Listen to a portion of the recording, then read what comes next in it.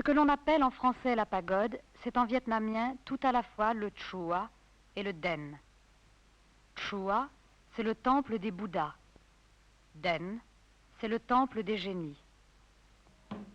À droite est l'autel et l'espace, le temple des génies des 4 palais. C'est ici qu'il leur plaît de descendre s'incarner dans leurs servantes, les Badongs. Innombrables sont les génies qui peuplent les 4 mondes. Aucune imagerie ne saurait donner une représentation complète de cette immense société hiérarchisée, de cette bureaucratie fantastique qui répond dans l'au-delà des dieux à la société traditionnelle du Vietnam. S'incarnant, les génies viennent refaire avec les objets de ce monde les gestes de la vie. Au plafond sont suspendus les chapeaux offerts aux divinités des 4 palais, offrande aux princes, les fils du roi dragon des 8 mers du Dong Dinh. Offrande aux demoiselles, les suivantes des dames, et plus spécialement de Chao Det Nhi, la dame des monts et forêts, la dame des hautes régions.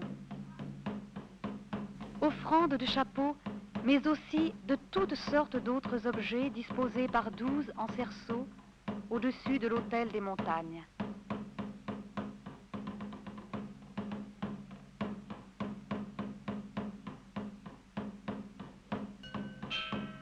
Voici les fées, les demoiselles en leur séjour aux 36 grottes des immortels, ou cueillant dans la forêt les herbes qui guérissent,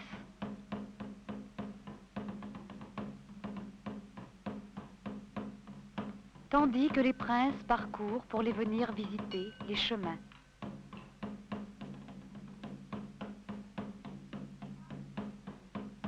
À ces jeunes génies et à tous les génies enfants, secourables mais aussi redoutables par leur malice et leur espièglerie, les fidèles apportent en grand nombre des jouets et des friandises pour que soient exaucés leurs vœux ou en guise de merci. La partie centrale du culte aux 4 palais est la cérémonie du service des ombres, au cours de laquelle descendent les génies. C'est tour à tour chaque badang, chaque servante des génies qui offre une cérémonie, qui prête sa forme humaine aux êtres de l'au-delà. Chacune devrait ainsi servir les ombres au moins 4 fois dans l'année. Mais la cérémonie coûte cher à la badang. Aussi, la plupart des dames ici n'en peuvent offrir en fait qu'1 ou 2 par an. La préparation de la cérémonie commence plusieurs jours à l'avance. La badang choisit le jour faste au calendrier divinatoire, invite les autres servantes et fidèles des génies à l'assister dans l'accomplissement des rites, achète les offrandes pour les différents autels de la pagode et les fleurs, les fruits, les alcools et les friandises que les génies au cours de leur séjour en ce monde distribueront aux assistantes.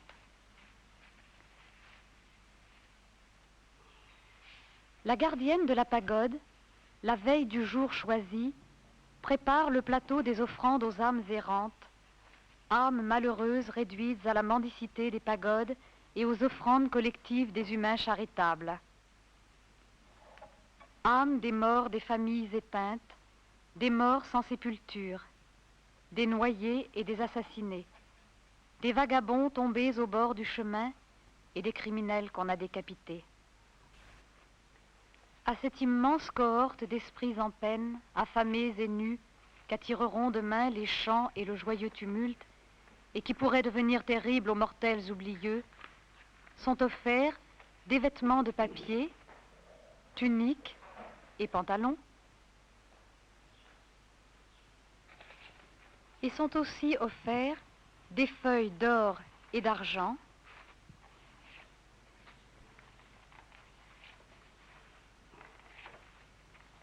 des sapèques,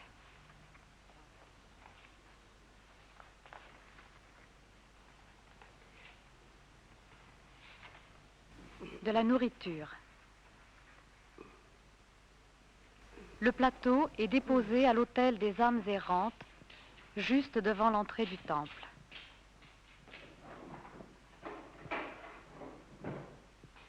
La Badong prépare les vêtements des génies. Ces vêtements qui ne servent à nul autre usage sont la propriété personnelle de chaque servante des génies, ainsi que les objets de parure. Leur nombre est élevé, en principe un costume pour chaque génie. Au minimum, il est nécessaire d'avoir les costumes dans les 5 couleurs fondamentales, rouge, vert, blanc, jaune et bleu indigo, et les accessoires des génies masculins d'une part, féminins d'autre part. La Badong doit se préparer elle-même à servir les génies par des prières et des rites de purification. Dès la veille, au moins, elle s'abstient de viande, de vin et tout autre aliment riche. Demain, elle sera à jeun et dans un état de parfaite propreté, tout particulièrement la tête, puisque c'est là surtout que descendent les génies. Dans la matinée est dressée devant l'autel des 4 palais la table des offrandes aux génies et préparé le repas rituel. Après que les génies s'en soient nourris de la vue et de l'odeur, les restes en seront consommés par les assistants à l'issue de la cérémonie. Au début de l'après-midi, les objets votifs en papier, ceux destinés aux âmes errantes et ceux destinés aux génies, sont transmis aux êtres immatériels.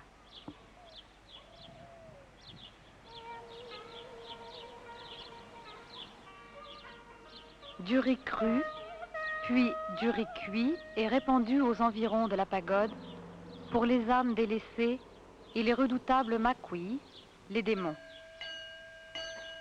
Il est 3 heures de l'après-midi, le 23e jour du 6e mois lunaire de l'année de la chèvre. La cérémonie aux 4 palais va commencer.